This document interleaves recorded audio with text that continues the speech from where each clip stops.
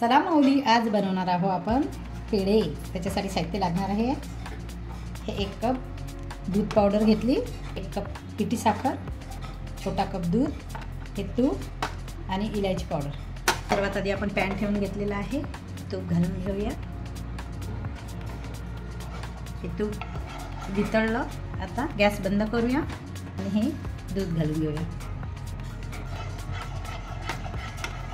आता याच्यामध्ये हे दूध पावडर घालून घेणार आहोत। गुठळ्या मोडून घ्यायच्या आहेत सगळ्या।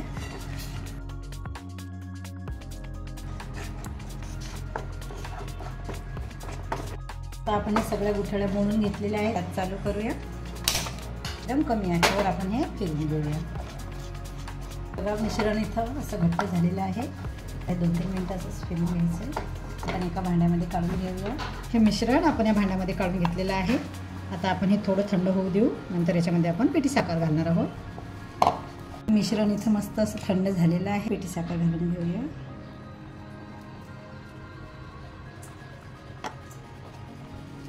हे बघा, इथं आपली साखर अशी मिक्स झालेली आहे। वाटी दूध पावडर, 2 वाटी साखर पिठी साखर टाकलेली आहे आपण। इलायची पावडर मिक्स करूया। एक गोळा घेऊन आपण हाताला तूप लावून पेढा बनवून घेणार आहोत।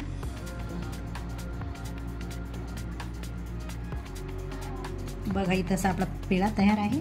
करून असं बदाम लावून असेच सर्व पेढे आपण बनवून घेऊया। बघा, इथे आपले पेढे असे तयार झालेले आहेत। एकदम कमी साहित्य, कमी वेळात। तुम्ही पण नक्की करून बघा आणि दिवाळीच्या सर्वांना खूप खूप मनपूर्वक शुभेच्छा।